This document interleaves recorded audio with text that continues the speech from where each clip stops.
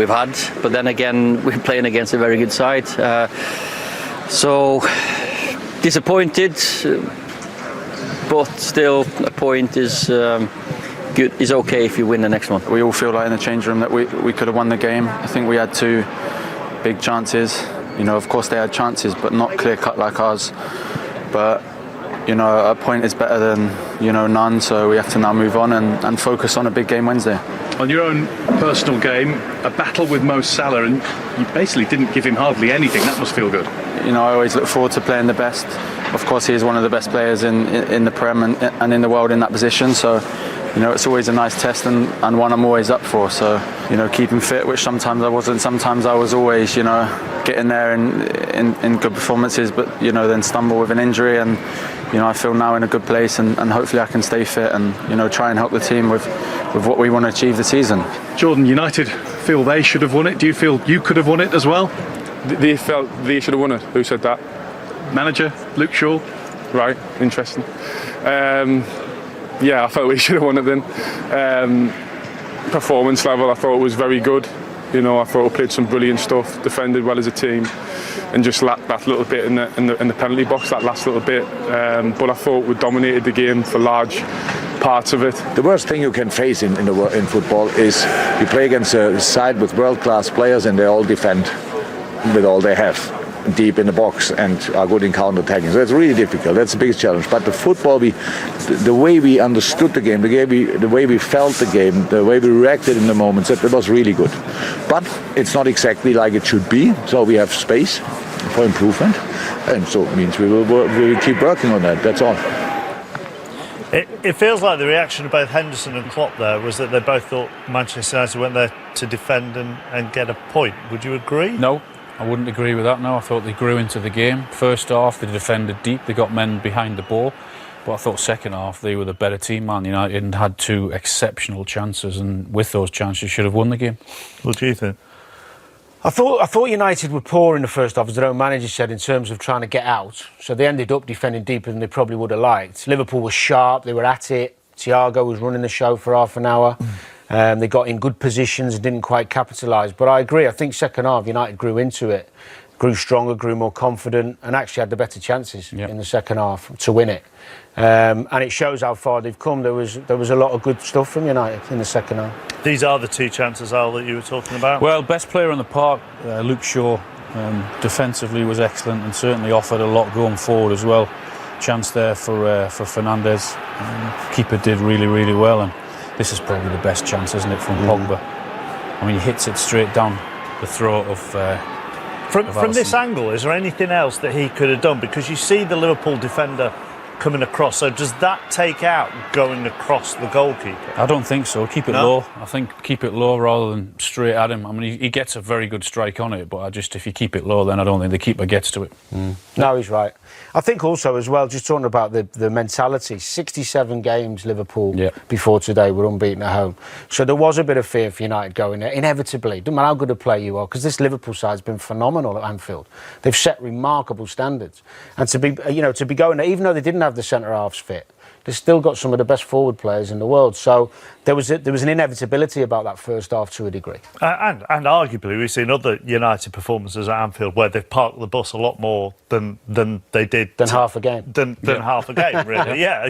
And for all of that, Liverpool's attacking play, front three, maybe more than their front three, just isn't clicking at the moment. No, they definitely lost their spark. I mean, their final pass has been poor, too many touches, their decision making. When they got into decent areas into the final third in that first half, I thought they were poor. And when I say their final pass, I mean this. Shaqiri, that is a simple pass. It should be into Salah. Takes 3 or 4 touches, and by the time it happens, United get men behind the ball, and that's a poor ball from Robertson. A similar situation again. They work it well to get into there. That again, I think, should come to the left-hand side into Robertson's path. Okay, that one doesn't happen. Now he's got the opportunity again to put it into Thiago's path. That one didn't. He didn't play that pass either, and they get men behind the ball, and it eventually comes, and the chances they're gone. The opportunity is now gone. Very good ball in behind and a good run. They work it well. And again, I think that's a simple pass into Robertson for him to have a smash at goal. He chooses to go for goal, and it's a poor shot. And there were 4 or 5 of them, and that was what was lacking. But the emphasis is on those front three, as opposed to teams are now setting up to try and stop them, because the chances were still there. The chances are there in those positions. I mean, 1 goal they've scored in the last 4 games tells you. I mean, there's a reliance on those forwards. I mean, those forwards have been unbelievable. It just so happens that they're all on a bit of a barren spell at the same time. He hasn't got Jota to mix it up. But the strange thing was that actually the player who was highlighted most there, who's brilliant at awareness usually, is Firmino. Yeah. Probably too desperate to try and score a goal, but we saw a similar thing against Newcastle and even West Brom. But the fact that getting to those areas of the pitch is a good thing. That will come back because class is permanent. Yeah. By pure accident, it's turned into a show where maligned players are performing very well at the moment to make a lot of people eat their words. And the latest to follow Ndombele and Stones is now Luke Shaw. Well, yeah, and ironically, Luke Shaw was first when he first at United and having problems. Mourinho was the one who verbally came out and give him a dig, and he didn't react quickly to that. He had the injury, of course, at first, but where he's got to now, I think, is twofold. One is a fantastic physical condition, and mentally he looks strong and he looks happy and he looks comfortable in the position. And Ole Gunnar Solskjaer has to take some credit for that, I think. Because he's got to give the man management every day in terms of motivation, how you train, how you train the players, deal with them, and it was his variation in play today. Good positional play, up against one of the best players in Europe, Mo Salah, one-on-one many times in the game, and really didn't give him an inch. I have to say, I've not seen Mo Salah that quiet in I can't remember any game. And going forward, positive, creative at times, good decisions, and he never stopped throughout the 90 minutes. He really didn't. He kept going, and in playing like this with this confidence and the technical ability he's got, he's going to be catching Gareth Southgate's eye to get back in that England team. I know Chilwell's got the shirt at the moment, he's a good player, but nice and tenacious there, brave, getting in when to be honest, United back four at times were all at it, but one-on-one against Salah time and time again. Not caught ball watching. Look at this for a turn of pace. Yeah.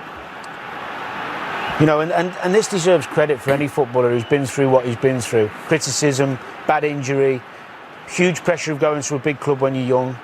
And he's made that position his own. And the other thing, chaps, as well, is, the signing of Tellers. Oh, Dan, that's what I was going to ask you. This is a brilliant ball, by the way. I think a lot of players benefit from competition and actually getting a kick up the back and thinking, oh no, actually, if I don't pull my finger out here, I'm out of the team. I'm going to lose the opportunity to play for one of the biggest clubs in the world. Some players go the other way, but the best players stand up and be counted. Would you go along with that? I mean, they had Brandon Williams last year, didn't they? Who did very well, but he's just starting out. No, you've got someone who's ready to take your place in the team, and you know that if you're not at it, you're going to be out of the team. Yeah, I think that can only be a healthy thing. And he can play centre half now, which is another string to your bow when you've got 3 at the back for England. Yeah, he was man of the match today. Yeah, man of the match. Let's take a look at the title race then before we move on. And it's also quite an interesting way of looking at this in how teams have changed from last season. Obviously, there's no way, Alan, Liverpool could have kept up this season what they did last season, so they've dropped a lot. Manchester United and Tottenham, the ones who are really catching. City win their game in hand, they'll be back on the same. Yeah, I mean, Liverpool, their standard that they've set over the last couple of years has been ridiculous, hasn't it? So there was always going to be a bit of a dip for them. I mean, when you look at Manchester United, they're the biggest ones who have caught up and best number of points. The nature of this story is that teams are going to rise and fall. The nature of this season is that teams are going to rise and fall throughout it. Inevitably, the uniqueness of the season, the lack of crowds, the amount of injuries, the intensity of the games, we don't know what's going to happen. I'm not going to make any more predictions. If I was being... Alan said 3-2 today. Right then, if you've missed anything